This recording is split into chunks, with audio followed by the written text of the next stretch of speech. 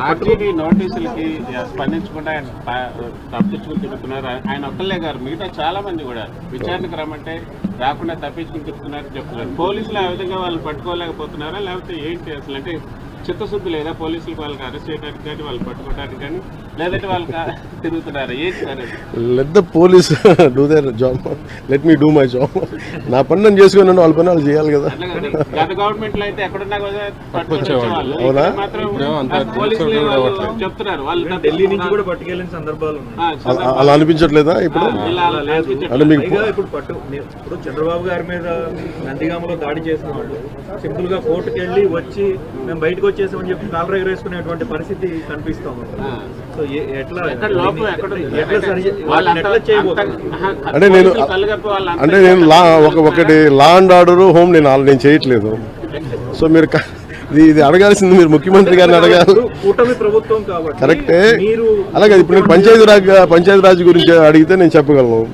అంటే కొన్ని ఇది మా ఇంటర్నల్ గా ఏం జరుగుతుందో ఒకసారి మీరు చెప్పిన అన్ని ఖచ్చితంగా నేనే దాన్ని తప్పించుకోవట్లేదు కదా, కానీ ఒక మాట చెప్పేటప్పుడు కొంచెం బాధ్యతగా చెప్పాలి.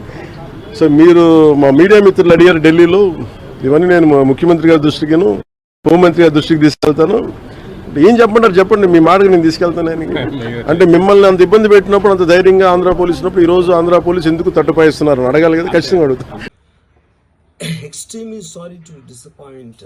అంటే ఇప్పుడు ఏదో ఉనికిపోతున్నాను, మంచం కింద కొంచెం ఏడుస్తున్నాను అని అందరూ what ever the media speculating, వాళ్ళందరికీ చిన్న డిసప్పాయింట్మెంట్గా ఉండొచ్చు వీడియో.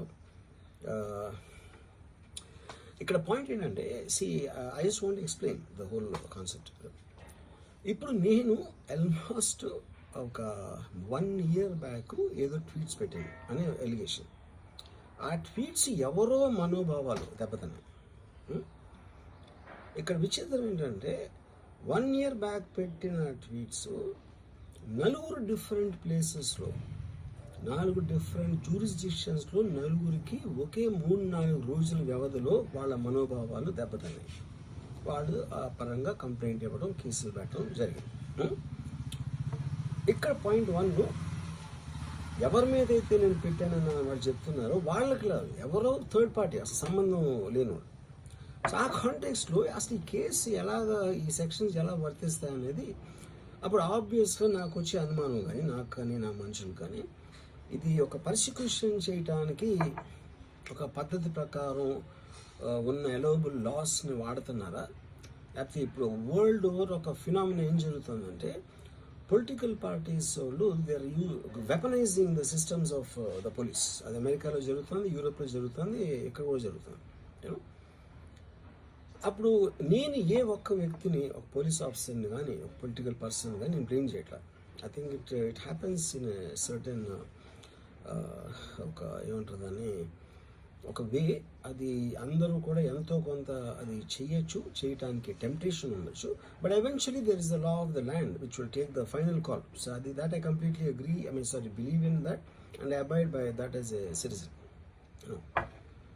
సో ఇప్పుడు ఇక్కడ జరిగింది ఏంటి, నాకు ఒక నోటీస్ వచ్చింది, నేను ఒక రిప్లై ఇచ్చాను, ఫలానా తారీఖు నేను వస్తాను. అప్పటికి నాకు జరుగుతున్న పని ఒక ఆన్గోయింగ్ స్కెడ్యూల్ ఉంది కాబట్టి, నాకు ఫిల్మ్ వర్క్ ఉంది కాబట్టి అవ్వలేదు. అండ్ ఇట్ ఈస్ వేరే ప్రొడ్యూసర్కి చేస్తాను, ఆ ప్రొడ్యూసర్కి నష్టం వస్తుంది కాబట్టి నేను మళ్ళీ టైం అడిగాను.